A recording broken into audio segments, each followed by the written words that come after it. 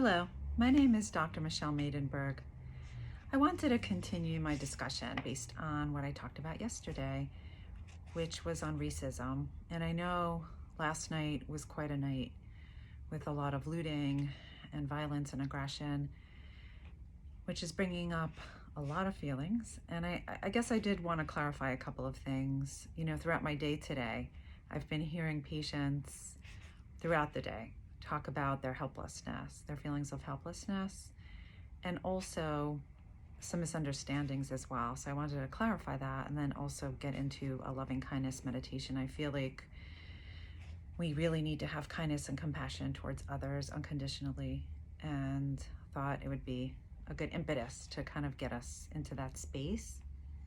So, the one thing that I did want to say is, how difficult it was as a privileged white woman, which I am, to be watching the video and really thinking about what that must be like for individuals who could directly relate specifically to George Floyd, I'm sorry. I can't even imagine what that must be like, to directly be able to relate to him and to think about what if that were me, or what if that were my child. It's quite scary.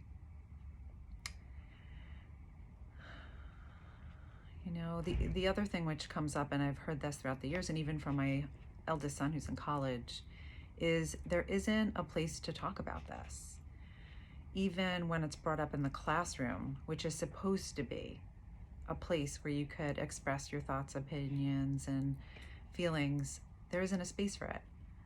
College students tell me constantly, and even high school students as well, that when these kind of discussions come up, that they're responded to in either kind of pushing it down, pushing it away, or with aggression, because it's a difference of opinion.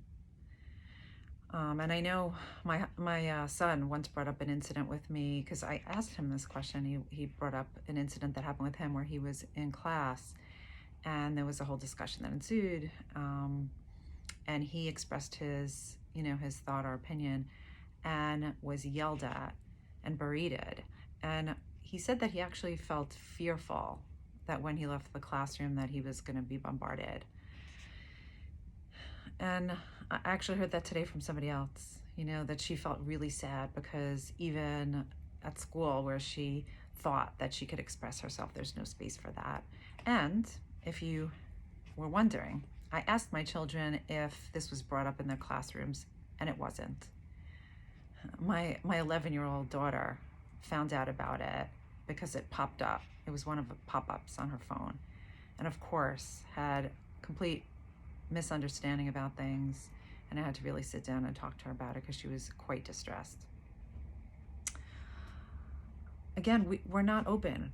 We're not open. And the other thing, which I think is such an important point, which I really wanted to convey, is last night there was a lot of aggression, and I was up watching it and felt so sad. I felt sad for the city that it was impacting and its community. I felt sad for the protesters. I felt sad for everybody. And it's very easy to judge, there's never an excuse for violence, let's put it that way, well, we could say that up front.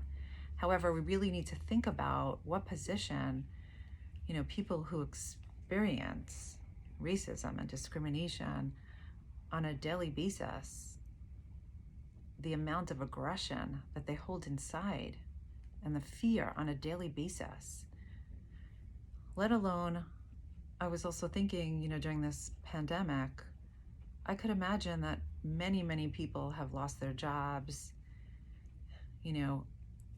are having a difficult time feeding their children, possibly, and the stress that goes along with that.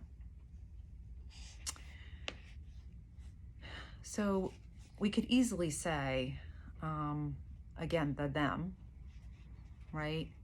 And it doesn't discount any of the violence and aggression that happened, does not discount that there is, structural and systemic and institutional and individual racism. And we really need to be accepting of that. Now we have phones, we're able to actually record these incidences where in the past we weren't able to. And the thing that came up to, that I was thinking about was the Me Too movement. Nobody knew about that either until it was brought to the surface, and then everyone talked about it, and it was insidious. And there wasn't change until it was a movement and there was actually advocacy and political change and policy that went along with that. Why is it that this is constantly denied, pushed under the rug, and nothing is done? And it's a loop. It's a loop of aggression.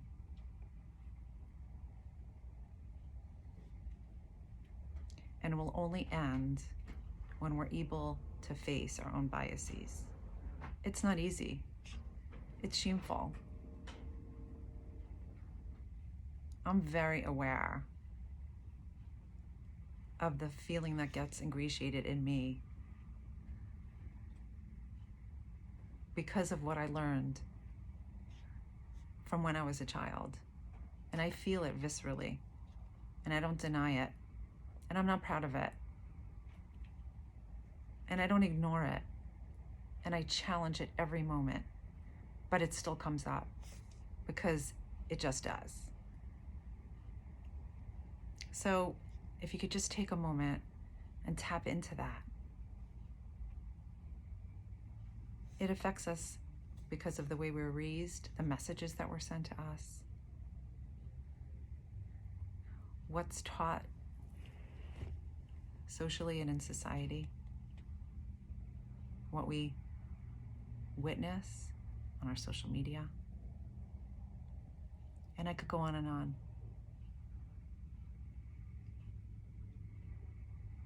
And violence doesn't in any way minimize or invalidate what really exists out there. True racism. So I'm going to do a loving kindness meditation. And I hope that we could expand ourselves and open ourselves up to really seeing ourselves and understanding how we think and feel, and fundamentally make change and advocate for it. And I'm going to have a panel of individuals speaking on the topic, so you could look out for that. People with a lot of vast knowledge on history and how it shows up in society. So if you could sit up straight, a very tall posture.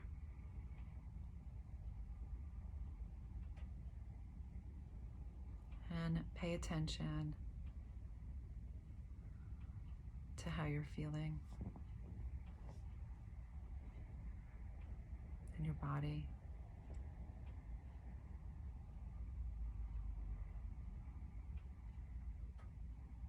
And what thoughts and feelings get evoked as we broach this topic. And it could be feelings of shame, of remorse, of discomfort, even the propensity towards denial and avoidance. All of those feelings are very, very typical. And although you're having those possible thoughts and feelings, try to expand yourself just in this moment. And if you need help with that, you could even take your arms and expand it. Open up your arms as if you're opening yourself up to something. Letting everything come in.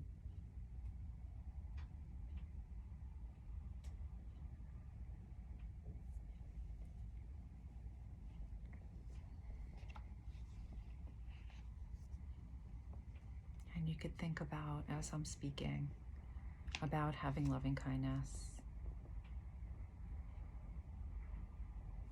towards yourself and others. And even if you're feeling closed, you could still be open. Even if you're thinking rigid or myopic thoughts, you could still have an open and flexible posture and behave on behalf of that. You are not your thoughts and you are not your feelings, but your behavior speaks to who you are, and you have choices. You have resources and mechanisms to make a difference and to make change. You have that within you. We all do.